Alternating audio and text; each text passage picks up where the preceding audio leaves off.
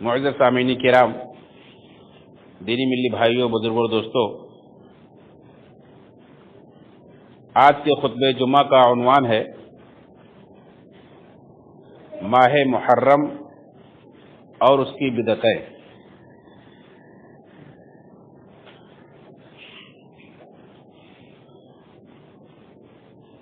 ہر سال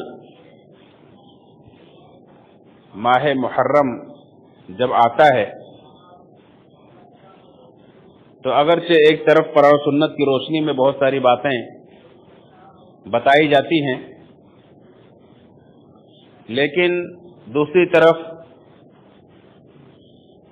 اللہ رب العالمین کے اس خصوصی مہینے میں، اس حرمت والے مہینے میں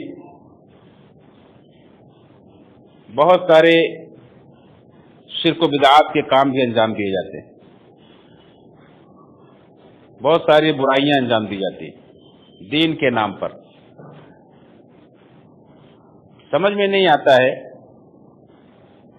کہ ایک مسلمان، ایک کلمہ پڑھنے والا، اللہ کے رسول صلی اللہ علیہ وسلم کا امتی،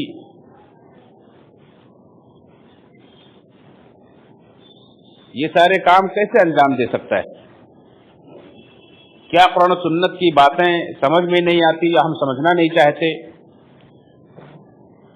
ہم آخر کس کی پیروی کر رہے ہیں؟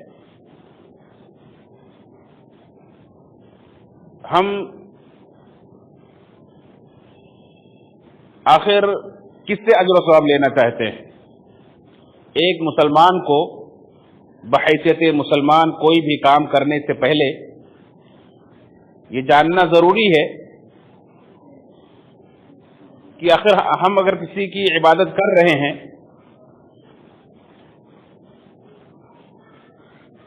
تو وہ کون ہے جس کی عبادت ہم کر رہے ہیں؟ اس کی عبادت ہم کیوں کر رہے ہیں؟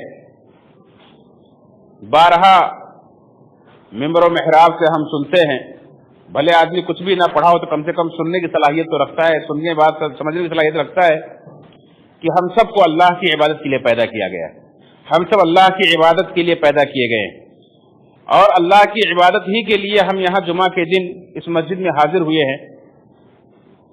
اللہ رب العالمین کے حکم سے، اللہ رب العالمین سے بدلہ اور ثواب پانے کی نیت سے حاضر ہوئے ہیں،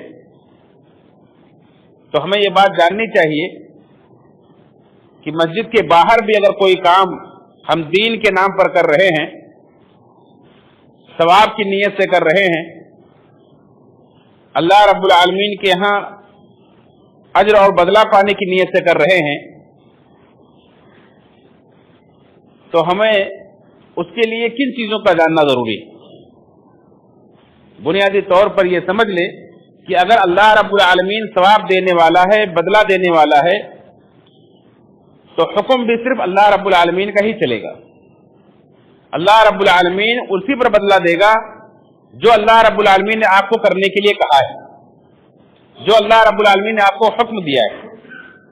جن کاموں کے کرنے کا اللہ رب العالمین نے آپ کو حکم نہیں دیا ہے، اللہ رب العالمین اس پر اور بدلہ کیوں دے گا؟ ہم کسی اور کی پیروی کریں، اپنی خواہشات کی پیروی کریں، باپ دادا کے طریقے کی پیروی کریں، اور چاہیں کہ اللہ رب العالمین ہمیں اس پر اجر دے، ثواب دے، کیا اس کی دلیل کوئی قرآن و سنت کے اندر ہے؟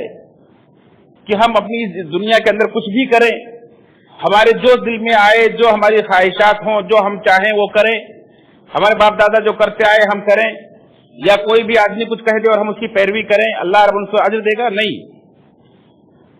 یہ اختیار صرف اللہ رب العالمین کو، کہ اللہ رب العالمین نے آپ کے لیے جو دین بھیجا ہے،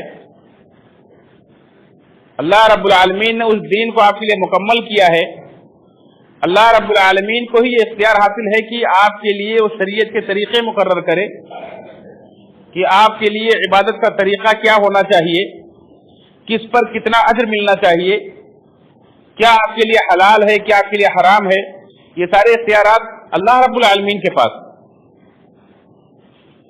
آئیے ہم دیکھیں،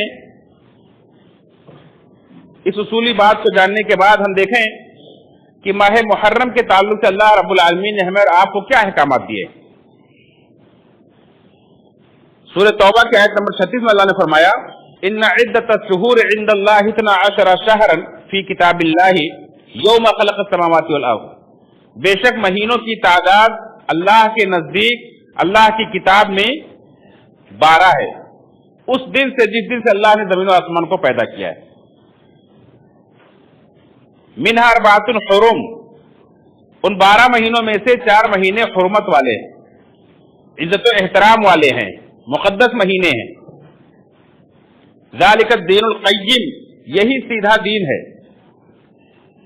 فلا تظلموا فیہن انفسکم، تو ان حرمت والے مہینوں کے اندر خصوصی طور پر تم اپنے نفسوں پر ظلم نہ کرو، یعنی کسی بھی قسم کا کوئی گناہ کا کام نہ کرو۔ یوں تو ظلم کا کام، گناہ کا کام سال کے 12 مہینوں میں کبھی بھی حرام ہے، لیکن ان حرمت والے مہینوں کے اندر خصوصی طور پر اس کا احترام کرتے ہوئے آپ اس سے بچیں۔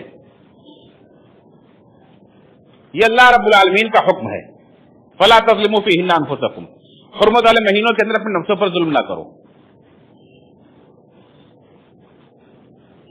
اور مفسرین نے کہا ہے کہ جہاں حرمت والے مہینوں کے اندر خصوصی طور پر قتال سے منع کیا گیا ہے، وہیں عمومی طور پر ہر قسم کے گناہ سے منع کیا گیا ہے، جیسا کہ مشہور اور عظیم مفسر قرآن حافظ ابن کثیر رحمۃ اللہ علیہ کہتے ہیں کہ ان حرمت والے مہینوں کے اندر گناہوں کا بدلہ، گناہ کے کاموں کی سزا بڑھ جاتی ہے، جس طرح سے نیکیوں کا بدلہ اللہ تعالیٰ بڑھا کر کے دیتا ہے، ایسے خصوصی حرمت والے مہینوں کے اندر آپ جب کوئی گناہ کا کام کرتے ہیں تو اللہ تعالیٰ اس پر آپ کو اور زیادہ گناہ دے گا، آپ کو اور زیادہ بڑی سزا دے گا، کیونکہ اس کے اندر اللہ رب العالمین نے خصوصی طور پر آپ کو ظلم کرنے سے منع کیا ہے۔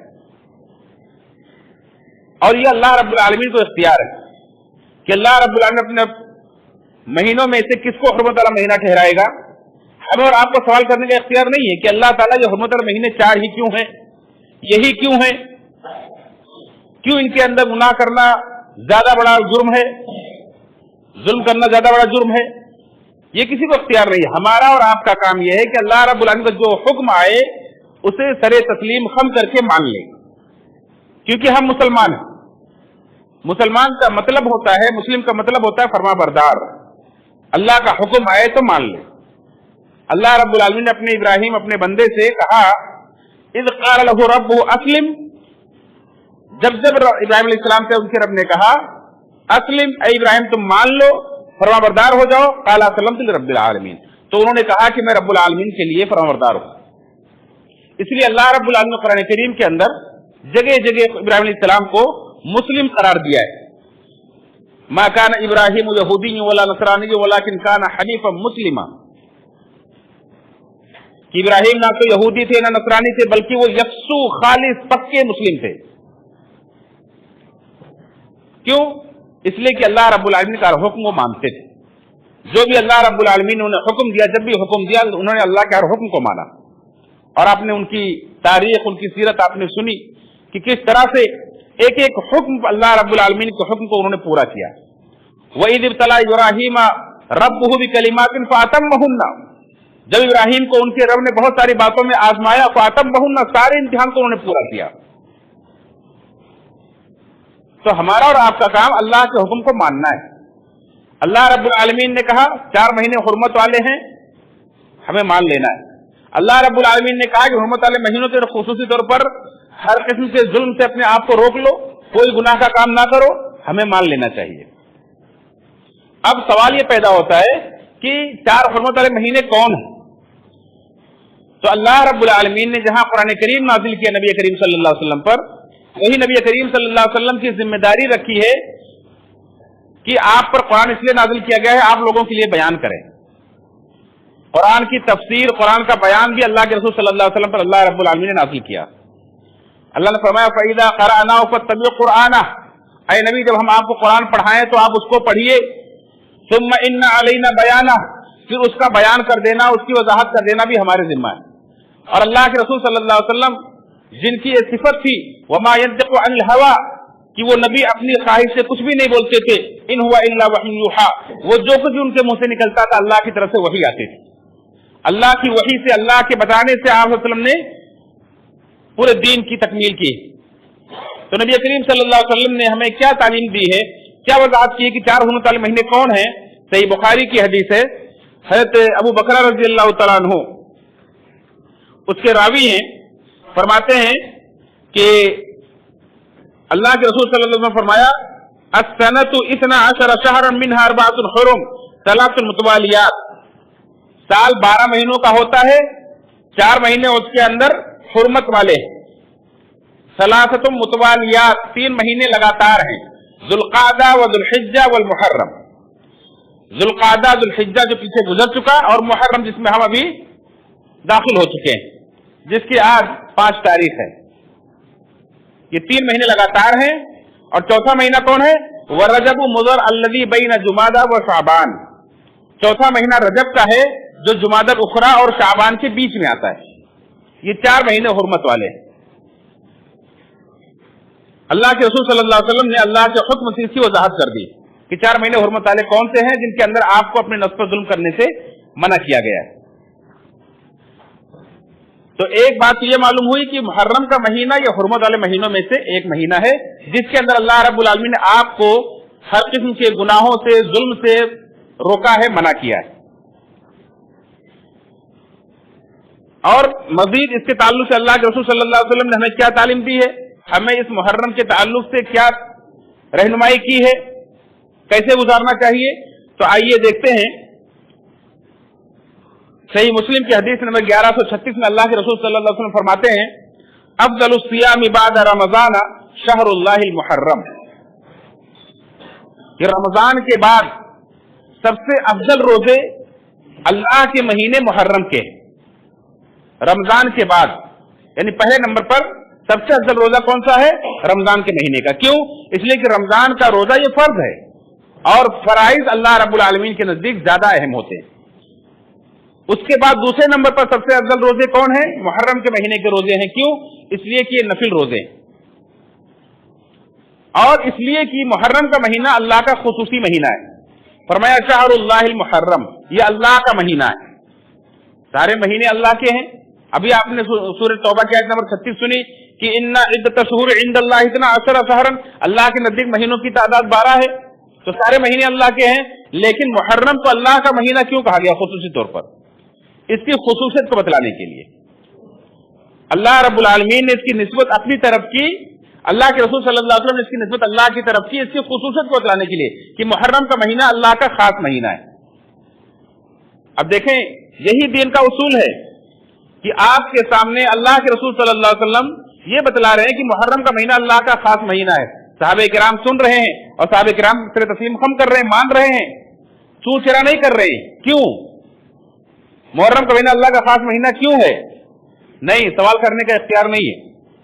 अल्लाह के रसूल सल्लल्लाहु अलैहि वसल्लम अल्लाह की तरफ से पहुंचा रहे हैं, आप मुसलमान हैं, आप मुस्लिम हैं, मानना आपका सेवा है। अल्लाह का हुक्म है, आपको मानना है, आप माने कि मुहर्रम अल्लाह का खास महीना है। उसके रोजे अल्लाह रब्बुल आलमीन को बहुत महबूब हैं। लिहाजा हमें क्या करना चाहिए? मुहर्रम के महीने में खुसूसी तौर पर नफली रोजे ज्यादा रखने चाहिए, जितना आप रख सकते हैं रखें। इसी तरह से ये तो पूरे मुहर्रम के ताल्लुक से अल्लाह के रसूल सल्लल्लाहु अलैहि वसल्लम ने रहनुमाई की। इसी तरह से उसी हदीस के अंदर आगे है अफज़लुस सलाती बअदल फरीज़ा सलातुल लैल, कि जिस तरह से रमजान के फर्ज रोजों के बाद सबसे अफजल रोजे नफली रोजे मुहर्रम के महीने के हैं, वैसे फर्ज नमाजों के बाद सबसे अफजल नमाज रात की नमाज है, तहज्जुद की नमाज है। जैसा कि दूसरी रवायात के अंदर वजाहत है कि आधी रात के बाद, बाद रात के मुताबिक दो हिस्सा गुजरने के बाद अल्लाह रब्बुल आलमीन समाए दुनिया पर आता है, निचले आसमान पर आता है और अपने बंदों से पुकारता है, अपने बंदों में ऐलान करता है कोई सवाल करने वाला मैं उसको दूं, है कोई मांगने वाला मैं उसको दूं, है कोई मग़फ़िरत चाहने वाला मैं उसकी मग़फ़िरत कर दूं, है कोई तौबा करने वाला मैं उसकी तौबा कबूल कर लूं। यहां तक कि फजर की अजान हो जाती है, फजर तुलू हो जाता है। अल्लाह रब्बुल आलमीन ये निदा लगाते रहता है। ये अल्लाह रब्बुल आलमीन की मोहब्बत अपने बंदों के लिए कि उन्हें कैसा मौका देता है, अपने बंदों को पुकारता है कि मांगो मुझसे मैं तुम्हें दूंगा। तो ये मुहर्रम के ताल्लुक से उसके रोजे की का हमें इल्म हुआ कि इसके अंदर नफली रोजे रखना ज्यादा अल्लाह को पसंद है। अल्लाह रब्बुल आलमीन को पसंद है तो हमें और आपको भी उसकी पैरवी करनी है। اسی طرح سے پورے محرم کے اندر خصوصی طور پر 10 محرم کا روزہ جس کو یوم عاشورہ کہا جاتا ہے، یہ تمام محرم کے روزوں میں سب سے افضل روزہ ہے. یعنی پورے محرم کا مہینہ افضل ہے، اللہ کا خاص مہینہ ہے، لیکن 10 محرم یوم عاشورہ یہ اللہ رب العالمین کو زیادہ پسند ہے. جیسا کہ صحیح بخاری اور صحیح مسلم کے اندر یہ روایت ہے، صحیح بخاری کے اندر 2006 اور صحیح مسلم کے اندر 1132. عبداللہ بن عباس رضی اللہ عنہ بیان فرماتے ہیں کہ ما رأيت النبي صلی اللہ علیہ وسلم يتحرى صيام يوم فضله على غيره الا هذا اليوم يوم عاشوراء. میں نے اللہ کے رسول صلی اللہ علیہ وسلم کو خاص طور سے تلاش کر کے دوسرے دنوں پر اس کو فضیلت دیتے ہوئے کسی دن کا روزہ رکھتے ہوئے نہیں دیکھا سوائے اس دن کے، یعنی یوم عاشورہ کے. وهذا الشهر، اور اس مہینے یعنی رمضان. اللہ کے رسول صلی اللہ علیہ وسلم زیادہ اہمیت یا تو رمضان کے مہینے کو دیتے تھے روزے کے لیے، اور یا تو یوم عاشورہ کو اہمیت دیتے ہوئے، اس کو فضیلت دیتے ہوئے روزہ رکھتے تھے، اس کا خاص اہتمام کرتے تھے. ورنہ ہم جانتے ہیں کہ ہمارے نبی کریم صلی اللہ علیہ وسلم ہر مہینے میں نفلی روزے رکھتے تھے. تھوڑا آگے کھسک کر بیٹھے، پیچھے بھائیوں کو جگہ نہیں مل رہی. خطبے دوران کوئی بات چیت نہ کرے، لیکن جس کے سامنے جگہ خالی ہو خود سے کھسک کر کے جگہ آگے پر کر لیں. دیکھیں اگلی سب میں 2-3 آدمیوں کی جگہ خالی. اسی طرح سے صحیح بخاری اور صحیح مسلم کی ایک روایت ہے، عائشہ رضی اللہ عنہا سے مروی ہے، فرماتی ہیں کہ کانت قریش تصوم عاشوراء فی الجاہلیہ. زمانے جاہلیت یعنی اسلام آنے سے پہلے، نبی کریم صلی اللہ علیہ وسلم کے نبی بنائے جانے سے پہلے قریش کے لوگ، مکہ کے لوگ یوم عاشوراء کا روزہ رکھتے تھے. اللہ کے رسول صلی اللہ علیہ وسلم یوم عاشوراء کا روزہ رکھتے تھے.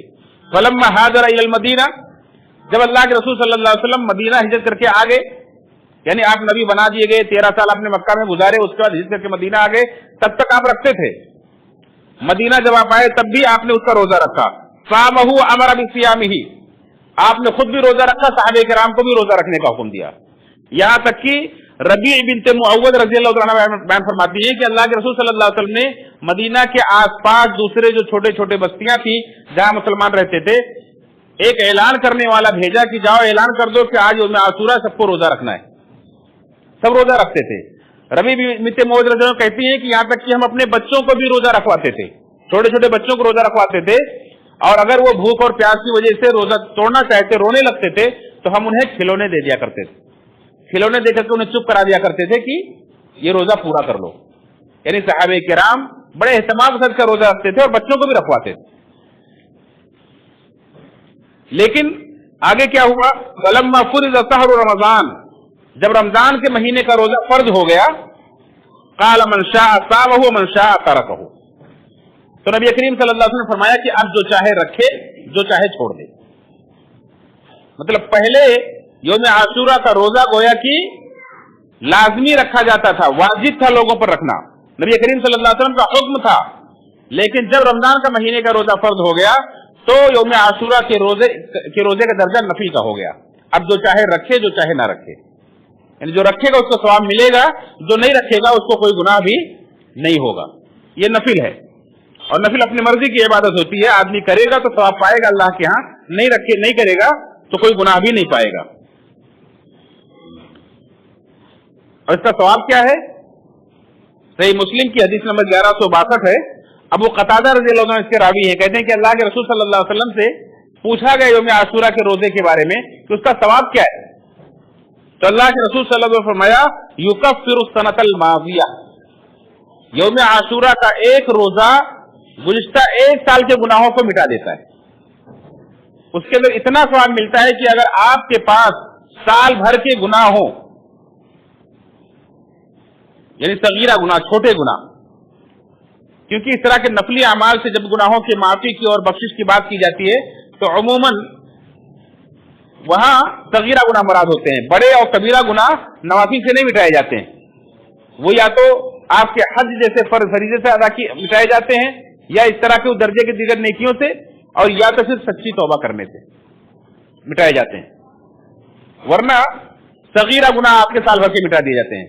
اگر آپ کے صغیرہ گناہ پہلے سے نہیں ہیں آپ برابر پابندی سے نمازیں پڑھتے ہیں, نفلی روزے بھی رکھتے رہتے ہیں ہر مہینے میں. آپ نے ابھی یوم عرفہ کا روزہ رکھا, آپ کے 2 سال کے گناہ مٹا دیے گئے, آپ کے کھاتے میں کوئی گناہ ہے ہی نہیں, چھوٹے گناہ بھی نہیں ہے, تو آپ کو اتنا ثواب مل جاتا ہے, اتنی نیکی آپ کو مل جاتی ہے کہ اگر آپ کے نامہ اعمال میں صغیرہ گناہ سال بھر کے ہوں تو مٹا دیے جائیں گے, نہیں ہے تو آپ کو اتنی نیکی مل جاتی ہے. یہ اس کی فضیلت ہے یوم عاشورہ کی. لیکن اس کے ساتھ ایک حکم اور ہے. عبداللہ بن عباس رضی اللہ عنہ فرماتے ہیں کہ اللہ کے رسول صلی اللہ علیہ وسلم جب مدینہ آئے تو آپ نے دیکھا کہ وہاں یہودی بھی روزہ رکھتے ہیں, تو آپ نے ان سے پوچھا تم کیوں روزہ رکھتے ہو؟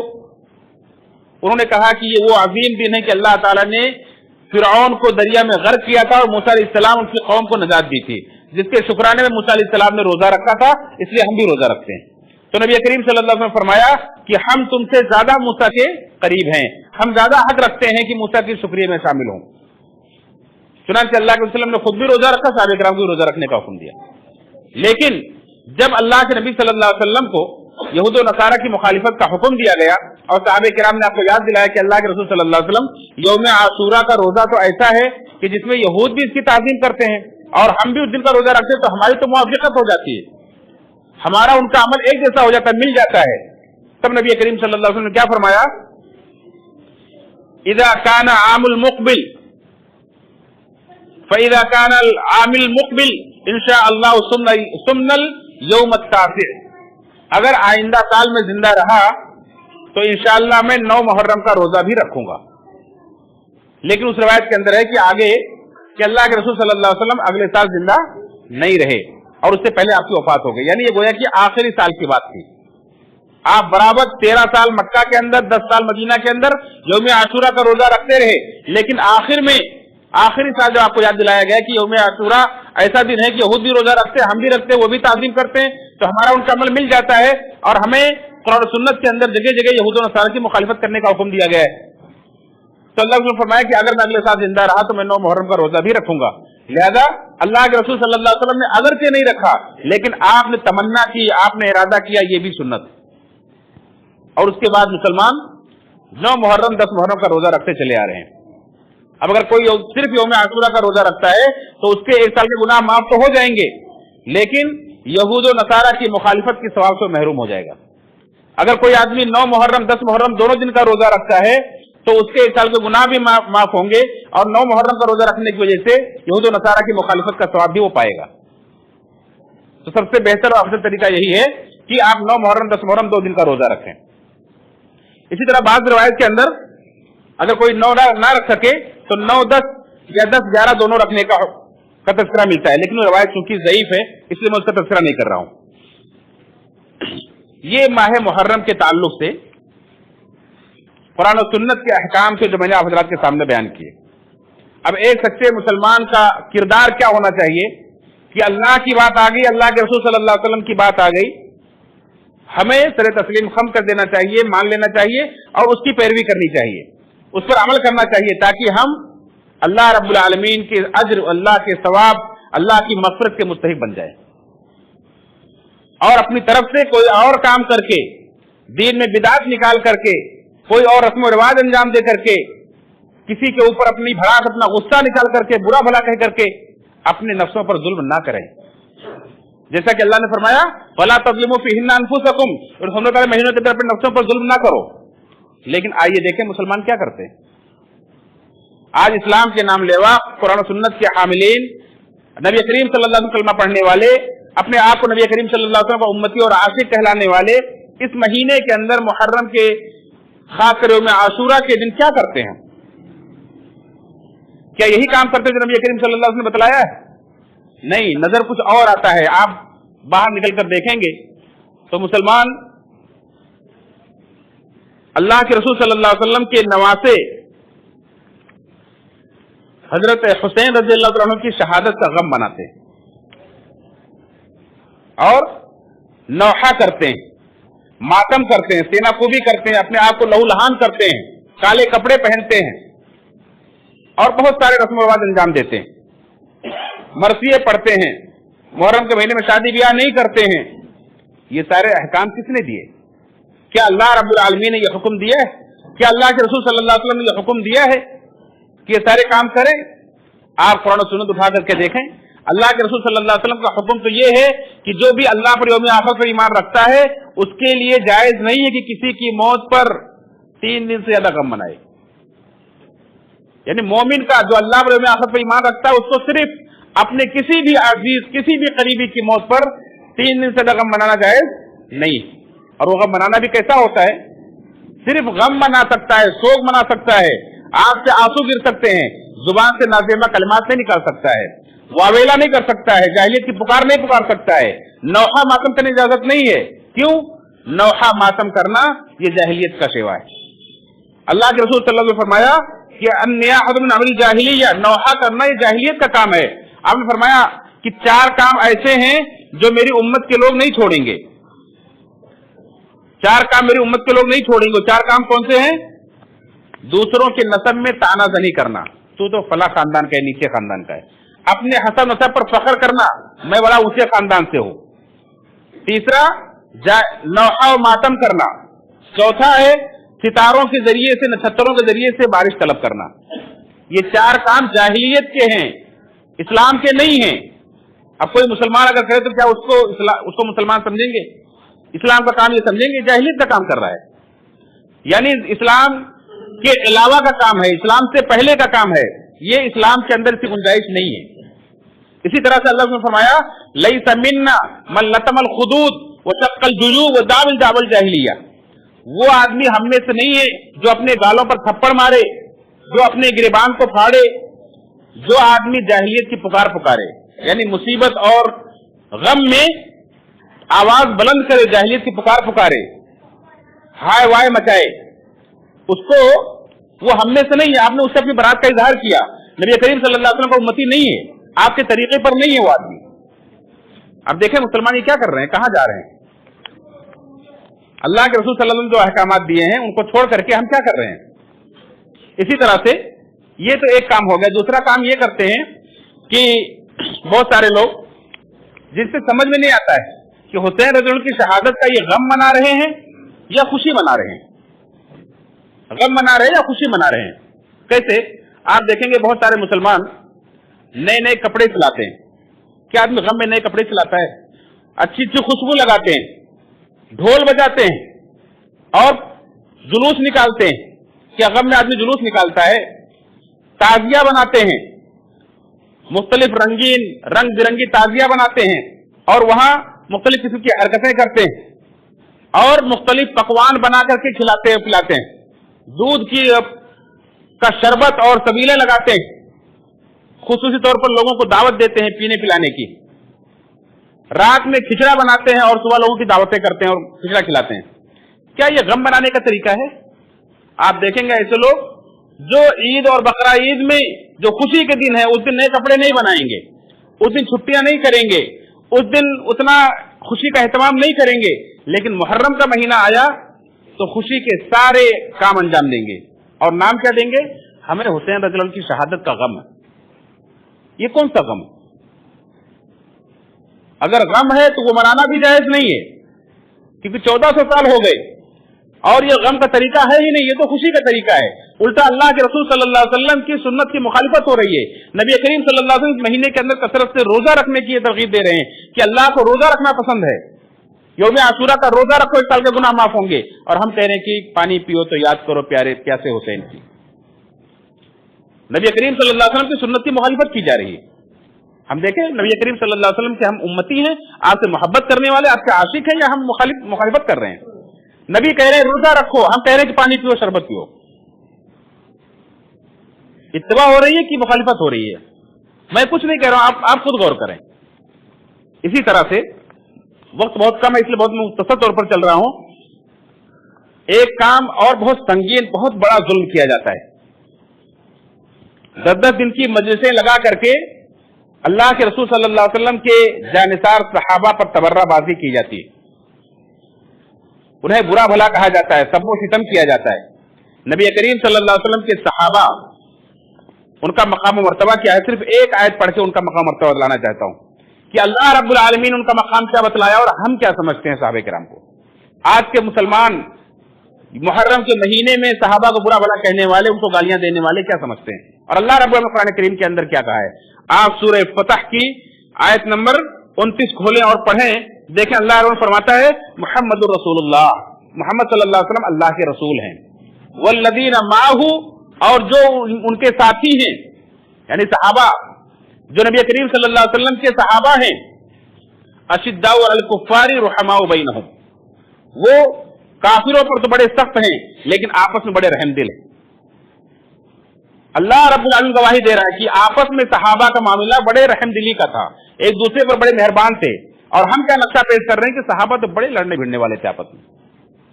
क्या हमारा पेश किया हुआ नक्शा सही है, तस्वीर सही, कि अल्लाह की बनाई हुई तस्वीर सही है? अल्लाह तस्वीर बनाकर हमें दिखा रहा है, देखो सहाबा आपस में बड़े रहमदिल थे।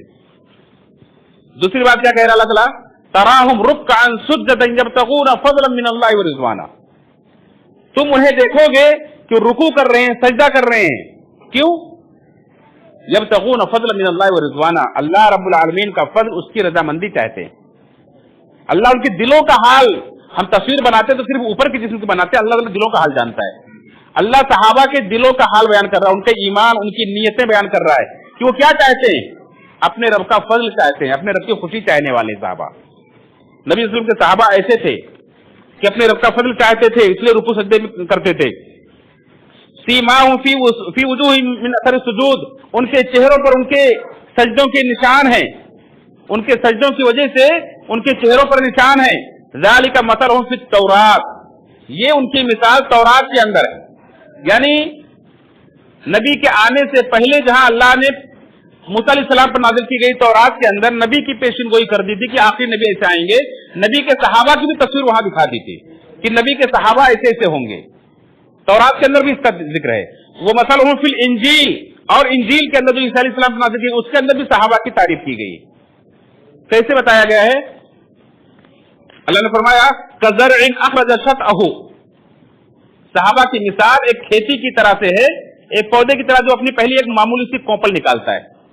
एक पौधा जो बड़ा होता है पहले मामूली सा कमजोर सा एक कोपल निकालता है। सहाबा भी ऐसे कमजोरी के साथ खड़े हुए। पहले शुरू में सहाबा कमजोर थे, फिर धीरे धीरे मजबूत हुए। कैसे? अल्लाह ने फरमाया कज़रइन अखरज शतअहु फआज़रहु, फिर वो पला बढ़ा, फस्तग़लज़ा, फिर सख्त हो गया, मजबूत हो गया, फस्तवा अला सूक़िही, फिर अपने तने पर डटकर खड़ा हो गया। इस तरह से ताकत और कुव्वत के साथ सहाबा किराम मजबूत हो गए। युज़िबु ज़ुर्रा, वो किसान को खुश करने लगे। जैसे एक किसान अपनी खेती को बोता है, उसके अंदर पौधा निकलता, कोपल निकलती देखकर खुश होता है, फिर बढ़ता है, बढ़ते बढ़ते मजबूत हो जाता है, खेती तैयार हो जाती है, एक किसान अपनी मेहनत देख करके बड़ा खुश होता है।